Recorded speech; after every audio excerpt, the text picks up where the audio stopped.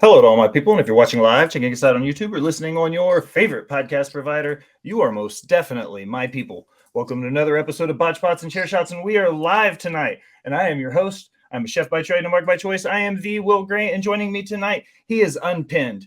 He is the reigning and defending CCW Southern States champion. He is the Violent Gentleman Miles Blackwell. Miles?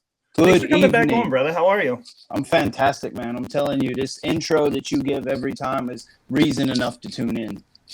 I try to step it up every time, just get a little bit better, and just keep it as fresh as I can.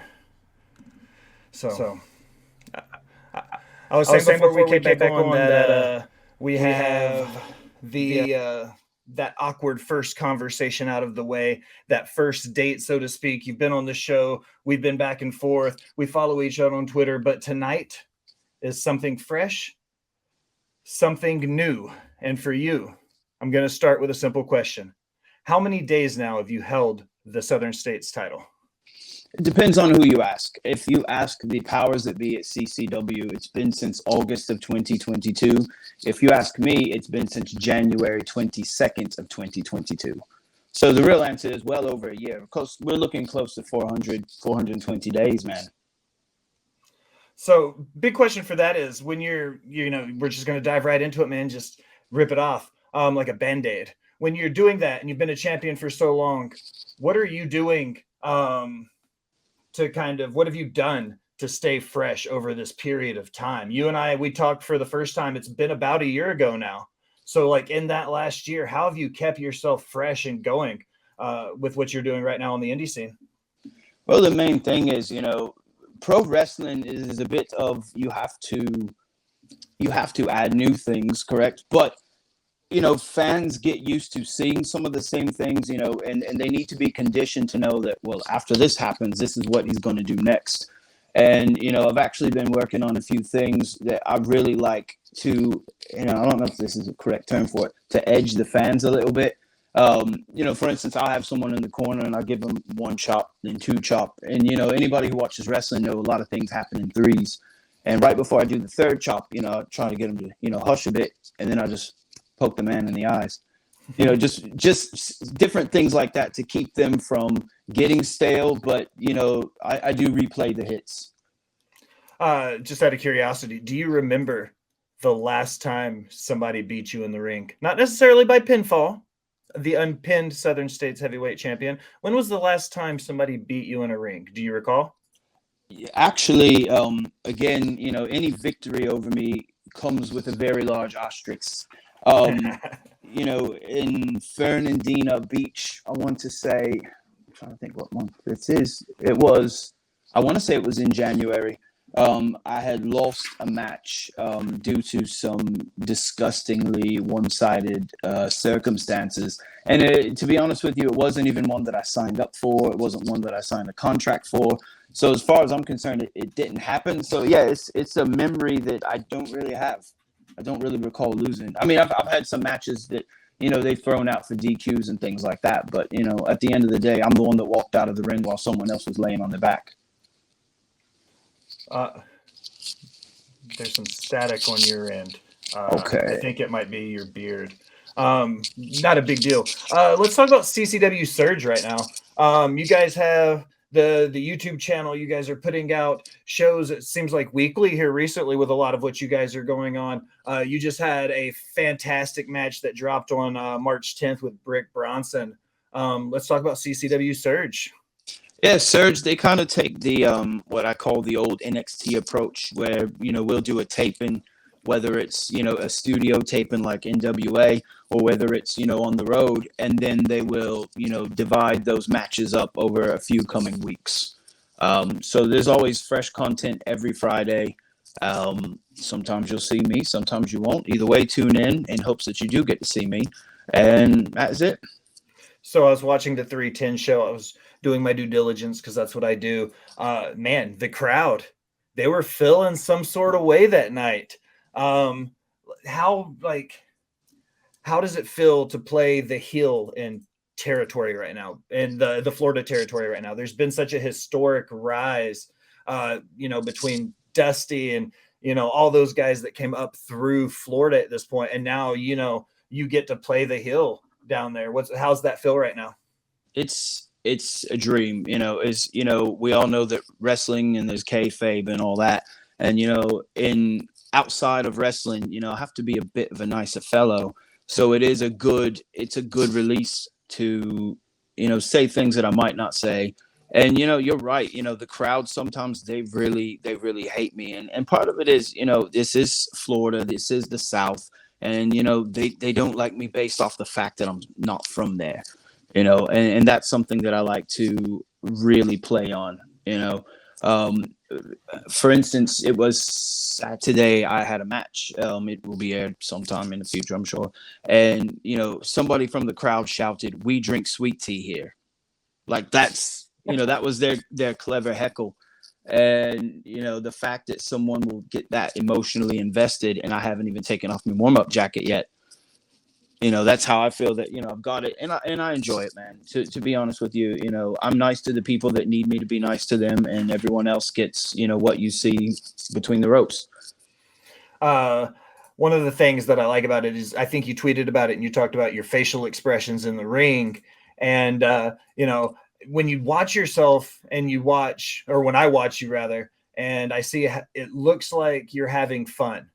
So how much fun is it to be out there and just to be able to make them either love you or hate you or love to hate you? How much fun are you having out there in the ring right now? To be honest with you, if you're doing this and you're not having fun, one of two things: you're either mental or you're having an amazing payday. And we all know in the indies, there's no such thing as an amazing payday. So, I mean, this is definitely the greatest thing, that I've been able to participate in and be a part of. We wouldn't put our bodies on the line like this if it wasn't the most fun. And that's why I say, if you don't love this business, if you don't love wrestling, if you're not having a good time, man, go mow grass or something, go find something else to do. So, like I said, when I was watching the video, the match between you and Brick, there was a kid, running his mouth, kind of to talking a little bit of game to you. Recently in the news, there's been a lot of heat kind of brought on MJF because he also interacted with a fan that was a kid in a crowd. And, you've flipped the bill of a hat to a kid, you've kind of ran the jaw a little bit to him, but that's what's expected of a heel. Just you personally speaking from the hip right now, do you think MJF crossed any lines by throwing the water on the kid in the crowd? I really do. I get this whole thing that he doesn't really break kayfabe, and he's the last of the true heels and all that tackle. But there is a certain thing you don't do, and I think messing with children like that. I mean, you threw a cup of liquid. Again, nobody knows what it was. I just used water, but then again, speculation. We don't actually know. Right, and that could be another thing. I think being a heel and being a professional wrestler in that aspect is having the discernment to know this is someone I mess with, this is someone I don't. Call back to the Lacey Evans thing whenever, she was slagging off that lad with Down syndrome. There's thousands of people there. You couldn't have done that to someone else, and I think that, to me, doing something like that is a bit bush league, really. But that's just my opinion. Obviously these people are where they are. I'm where I'm at. More power to them. But when you do things like that, there will be consequences. There will be feedback, and that's it. That's the end of it. I think that a lot of times, like you said, people, it's still real, and not real in a sense of real versus fake, but the fans are very real. The people, the wrestlers, Max, everything is very real, and that's where you bridge that gap. You know what I mean? And like you were saying, it's a lot of it gets into that gray area of when you start talking about morals and stuff like that. And I usually don't try to fuck with anything that serious for most part. So let's talk about your gym routine. You're constantly going crazy with it. You post on Twitter regularly and daily about everything you do. Where do you start when you go to the gym? Do you have a routine for every day? Is Monday always leg day? Do you do cardio every day? Just kind of give us the bird's eye view of what your weekly gym routine looks like. Well, I've been fortunate enough to live about 5 minutes away from where I work out. And so I'm up by 5 a.m. I get to the gym around 5:30. And, I do say to myself, I've got to do legs at least 2, 3 times this week, and then I've got to work upper body 2 or 3 times this week. But realistically, it boils down to a couple things. What doesn't hurt today? I might work that. What machine is currently available? I'll get on that. But it seems like every day, no matter what, I'm doing those tricep dips because once I became strong enough to do those, I love those. I'm going to do them every day. If I do go in the evenings, it's typically getting on the elliptical or the bicycle or something like that. And, starting this week, my missus has been joining me. She's been getting up at the same time and going with me. And she's, one of the reasons why we're doing 2-a-days now, it seems. And it's been a blast, man. I love it. I'm not young by any means. So it's good to look at your body and not hate what you see, given that, we only got so much time left before, we go tits up. It's bound to happen. Sylvia Plath, right? It's going to happen to all of us one day. Let's talk about cardio. You said recently some people don't have the cardio to be a pro wrestler. I say I understand. Not that I've been inside the squared circle, but I've spent enough time with you guys to see how fucking hard it is. You know what I mean? It's not an easy job by any means. But what I want you to do, I want you to pull the curtain back a little bit. I want you to explain to everybody why cardio is so important when you step inside those ropes. It boils down to a couple of things, man. When you get gassed and blown up, you can't breathe. When you can't breathe, you can't think. When you can't think, you don't know what to do next. And there's two schools of thought with wrestling. There's the Randy Savage where it's, scripted out from A to Z, or it's, the John Moxley, let's call it in the ring. And, I kind of float a little bit in the middle. It's a beginning. This is how I want this to begin. This is the ending, and everything else you call. But, when people can't complete spots because they're, blown up 2-3 minutes into the match, it's a bit aggravating. And, I kind of see it as, I've worked very, very strenuously to get where I am and to be able to go, 10, 15, even 20 minutes if need be. And, you're too busy, taking in the HGH and not able to hit the ropes more than 2 or 3 times before you're blown up.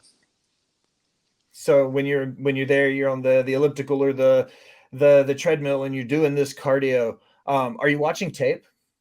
Yes, absolutely. Absolutely. That's what keeps me going. I can't listen to music when I'm on the elliptical. So I'm typically watching matches. Sometimes I watch my own. Sometimes, as of late, anybody who's been following me knows I'm a huge fan of Nigel McGuinness.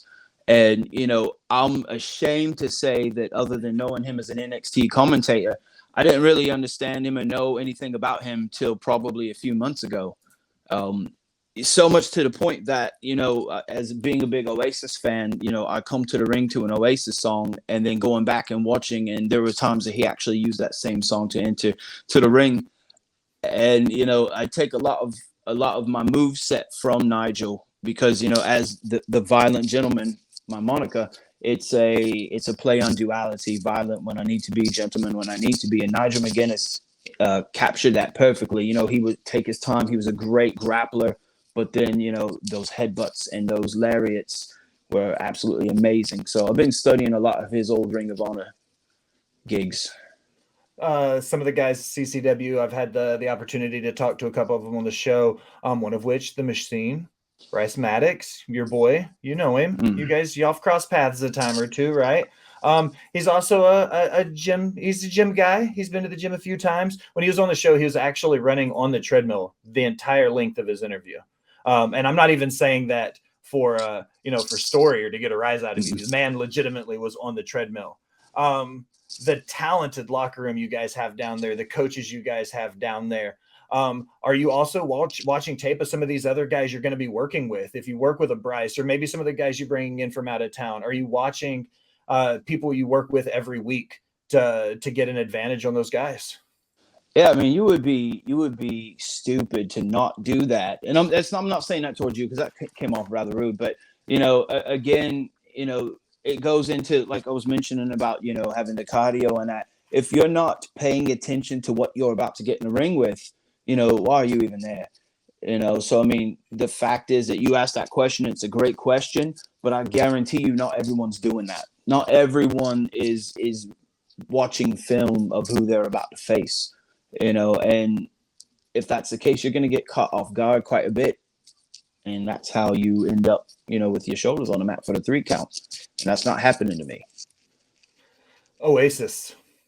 We know they're your boys. Anybody who follows you on social media, big fans. I like them. Not just Wonderwall either. I've listened. I've been listening to it recently because when I see you post about it, it kind of brings that nostalgia back to when I was in high school. So I've recently went back down the Oasis trail.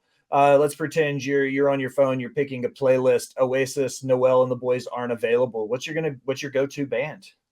Right now, currently, there's a band, and I'm so glad you asked this question because I really would love to see them get out there more. It's called Radkey, Radkey, and they're not in any correlation to Ronnie Radke, that goddess with Sarai, whatever she's going by these days. But they're absolutely, mega, man. It is crunchy, crispy rock and roll. And to see them doing what they do, it's lovely, man. It fuels my workouts. It's something I can listen to when I'm not working out. So right now, there's another band out of the UK called Grade 2. Grade 2 is fantastic, and Neck Deep. Those are some of the main ones I'm listening to. Let's shift back into the ring now. Let's look back at the CCW Surge, and then kind of look at a house show. 2 very different productions. Everybody knows there's differences when you run a house show versus a taping, be it for TV or a streaming service or something like Surge, however you want to look at it. There's a difference between the two. When you're looking at it and okay, we're taping for Surge or this is a CCW house show, do you go into it with a different mind frame, match to match, depending on what's needed for each one? From a kayfabe standpoint, absolutely. Our studio tapings, there's only fans sitting on one side of the ring, so you don't want to have studio setup. By the way, when I first saw it I was like, I got to get down there for a show. It reminds me of the old Asylum days with Impact. Hey man, say when. I'll take care of your ticket myself. But when it comes down to, we're on the road, we're doing a show, and there's fans all around the ring. That's whenever I take a little bit more time, play to the crowd, make sure that, regardless, I'm going to go by someone, I'm going to bother someone. I mean, that is what I'm paid to do. That's what I love to do, is to, agitate someone who paid money to see somebody else, more than likely, not me, really.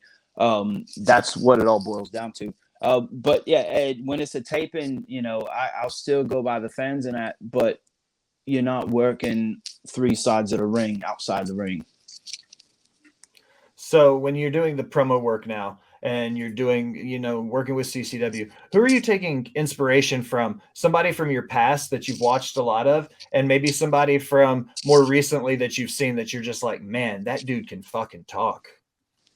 Realistically, so my all-time favorite wrestlers, CM Punk, Roddy Piper, and loads of wrestlers like that. But most of my promo work I've actually gotten from Liam Gallagher interviews, and we're talking about Oasis. Of course, it's going to come back to it. Noel was a fantastic songwriter. Liam was a rock and roller, trash the hotel room type.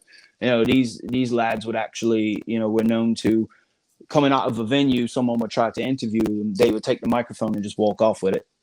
I'm a multimillionaire. I can afford a new microphone, so I'll just take your microphone and you can't do your job. And I've gotten a lot of my inspiration from watching Liam Gallagher interviews, just because, he's a bit of a dickhead. You can't tell him nothing but he's good at what he does. And that's where, once I really started to dig into who the Violent Gentleman was, that's where I started getting, a lot of that knowledge, and that wisdom was coming from those interviews. So you pull from the interviews, you pull from your inspirations via, in-ring work from some of your favorite rock stars. A lot of guys use that analogy, though, that they turn something from their personality up to 11. What from your everyday life does Miles turn up from 11, or turn up to 11 from your everyday life? I'm a little brother by nature, so I've got this great innate ability to get underneath people's skin. So, that, and I feel like I'm very quick-witted. So, whenever it comes to, especially the little house tapings, I do a lot of drawing back and forth, with those who paid to see the show. And I think that is who I am. The only part I have to turn down is, language, because we kind of do run a bit of a PG show. But if I'm going to say something, that couldn't be aired, it would be a very low next to a child where no one can hear it. Your mother doesn't love you. She only paid for this because daycare is too expensive. I did get in trouble once for in a promo saying that I know a lot of you sacrificed a lot to be here. Some of you probably sold your food stamps. I did get in trouble for that, but it was worth it. Always worth it. Even being a chef by trade and a mark by choice in the kitchen. I just had this conversation recently with someone about how there's always that clashing between front of house and back of house. And it's like sometimes you don't even mean to, but you get that passion behind it. And you just let them have it. So I've got a question for you. There is a picture circling around on social medias of this indie promotion from upstate New York that had the indie log. Do you remember seeing it? Did you have a chance to see it? This made me think. And I don't usually like to ask questions like this. We try to keep it on the sunny side up side of things with this. But this one, you don't have to give any names. You don't have to give any locations. Have you ever found yourself in a mud show situation? Maybe not an indie log, but have you ever found yourself in a situation where you're like, oh, fuck, what have I gotten myself into? Well, a couple of things. The log actually wasn't on a part of the ring that needs support. So I'm kind of thinking it was, let's see what we can get out of this. Maybe more for decoration and pop than anything. Correct. Okay. I will say this was before I started jumping off the top rope. I did work a show where they forgot to bring what's called the come along, which is what holds underneath the poles together, the ring post, if you will, to keep the ring from collapsing. The strap that pulls all the corner posts tight. Correct. Yeah. And then I did work a show, I want to say it was in Lyons, Georgia, where the promoter said, if you're going to bump near the apron, don't bump on that side because all the bungee hooks are accidentally facing up. And instead of just going back and, putting them down, he said, don't bump on that side or you're going to end up, gigging yourself. We want you to change everything about it because you will die. All right, Miles. It's been a year since you've been on the show, but I have to bring it up and I've got to ask a question, man. What the day of the year is it? And how many times has Bob Vance Refrigeration dipped out on you? I think today's day 73 of the second year. I went through all 365 last time. However, I don't have Instagram. Twitter is all I got, man. There was a podcaster who's a good friend of mine, George, from the What You Call It podcast. I know George. He and I are tight. He sent out some of the pictures and some of the things to Bob, the actor that plays him on Instagram, and he said, this guy knows that you fear him, and and he said, well, I definitely fear that man bun, because it was like a gym picture or something, and not sure if he was trying to slag me off or if he was just doing the nice celebrity thing, but I'm going to keep going. I'm going to keep digging them out till I get an answer directly. All right, I'm going to put you on the spot. I asked you an office question last time. I'm going to ask you a couple this time. I want you to rattle off your Mount Rushmore, your top 4 office characters. Okay, Creed. I like David Wallace, Daryl, and I used to really love Kevin Malone, but the more I watch it, he's a bit pervy and I can't really get with that. I would say Michael, just because of the change in his character. He goes from being this obnoxious man-child to someone that you just genuinely begin to feel sorry for, and you kind of understand he just wants to be loved. But I absolutely abhor Jim. You appall Jim? I abhor him. I despise the man. Oh yeah, no. Okay, I was making So, why Jim? Because you see him on so many people's lists. I'm going completely out of left field, completely unrelated to wrestling. Why do you hate Jim Halpert? I think it's one of those things that it's just because everybody likes you doesn't mean I have to. And the more you go back and watch it, Jim's a bit of a dirtbag, man. Dwight deserves some of that that's coming to him. But when you think about some of the unprovoked things that Jim does. It's, after a while, it's old hat. It's one, like you said, it's, people get used to seeing the same thing, but every once in a while we want to see something different. I applaud you for putting Creed on your list, though. He's also on my Mount Rushmore. I also say that that Ed Helms, the Nard dog, so to speak, his character in the later seasons becomes a very hard anchor point for the show. Second office question, and then we'll move along.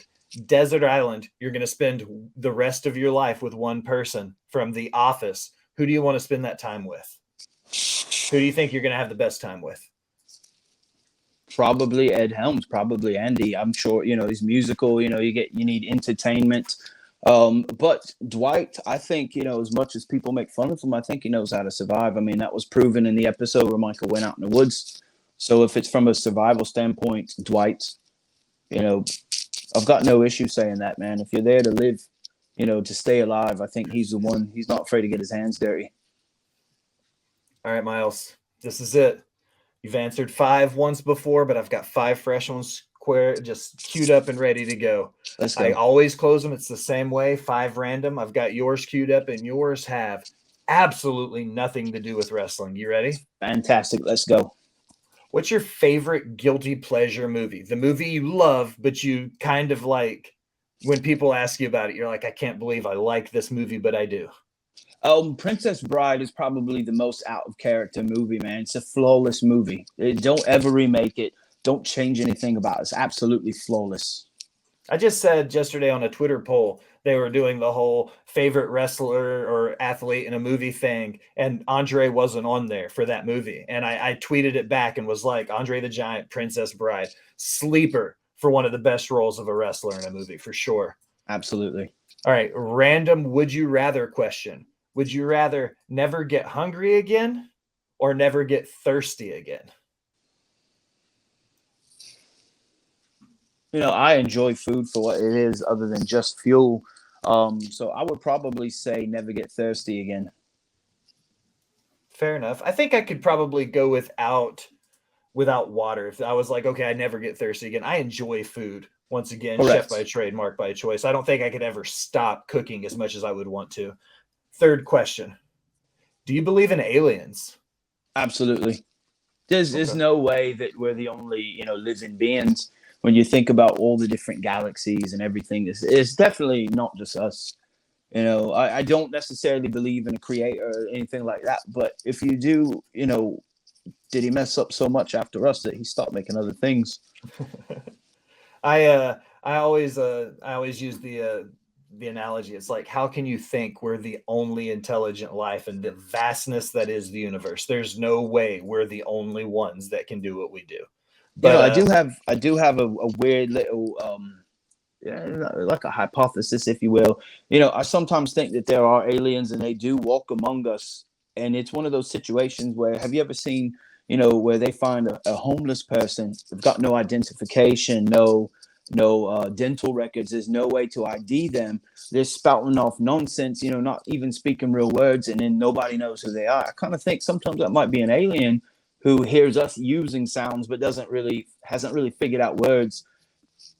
Could be, might not be, might be some Inception things, or was it Shutter Island, whichever one that he didn't know that he was in there. Anyways, it's for another podcast. Matrix. Don't even get me started on the conspiracy theories, man. We could go for another hour, 2 hours just in the conspiracy theories behind it all. What was the last TV show you binge watched from beginning to end? Oh, I haven't finished it yet, but I'm in the last season of The Sopranos. I started about a month and a half ago, and I've never watched it before, so I'm really into it. And I'm in the second half of the last season, so I've got about 8 episodes left, and I'm quite enjoying it. I just finished Big Bang Theory. I was late to that party. And have you watched The Last of Us yet on HBO? No, my missus is a big Pedro Pascal fan, so I'm sure that's coming down the pipe sooner than later. But I haven't seen it. 100% for sure worth the watch. All right, I'm excited for this one because I'm curious about your take on it. You're getting cast for a movie. You're either going to play a superhero or a supervillain. Who are you playing? is this an established hero or villain? It doesn't Or have you're to just be. saying am I playing which role, that type of Yeah, pick if you were to play a comic book, either a superhero from a comic book or a villain from a comic book, who would you want to play? I think I would like to play a superhero because I do enjoy challenges. I enjoy doing something a little different. And, being a villain is something I could do, coasting. I could do that in my sleep. So, to keep me interested and to keep me engaged, I would like to play superhero. Like the chaotic good, like a Deadpool or somebody like that? Yeah, sort of the anti-hero. I'm a big Iron Man fan, more Tony Stark than anything, just because the arrogance and, it's, you can't tell me anything because I do everything better than you do. And I think that's something that resonates with me. So yeah, it would be something of that sort. Do you take Tony Stark over Bruce Wayne? Absolutely. I do too. Always 10 times out of 10, I'm a Tony Stark over Bruce Wayne fan. I think Bruce is, more intelligent, but, I like the people I like them flawed, a bit unhinged. All right, Miles, this is everybody's favorite part of the episode because I don't have to say anything. All I've got to do is ask you, plug your stuff, tell everybody what you got coming down the pipes, put yourself over, man. All right. As you know, I've only got one social media at VG_Blackwell. Please follow me. I'm currently around 1,600 followers. I'm trying to get to 2,000 by WrestleMania. Nothing happens if I get to 2,000. I'll just have more of you who get to take in my wonderful content that I post every day. I've got a show. We're looking to work in Palatka, Florida in May. I'm sure I got a couple tapings. I might have a booking in Southeast Georgia at the end of this week. Waiting to hear back about that. Aside from that, just stay tuned for great music, great workout pictures, and the daily challenge to Bob Vance Advanced Refrigeration. George is actually in the chat with us, so big shout out to your boy George. He's on YouTube. I don't think we can see the YouTube chat yet. I'm not quite that tech savvy yet, but shout out to George in the chat for stopping by. Miles, man, I appreciate the hell out of it. You're the guy in my book. Also, congratulations, by the way, for being the male indie star of the year from Botched, Bots, and Chair Shots. Like, I don't know if you actually saw that or not, but we gave you a big nod. Everybody does year-end rewards. When we put ours out, as much indie work as we covered, my co-host Allison and I both agree that we were just like, the man's killing it. So big congrats there for whatever that's worth to you. We gave you the Mel nod for Indie Star of the Year last year.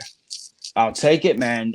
Yeah, me on company CCW, I got nominated for Superstar of the Year. Who won that? Bryce Maddox, because, he is a yes man. And, I was it was Match of the Year versus Bryce Maddox, which I won, by the way. But then, I think someone spammed the voting, bots, the same people that get all the, limited edition sneakers. So, as far as I'm concerned, it was Match of the Year because, it got the biggest reaction, the most views, most people excited about it, most people angry about it.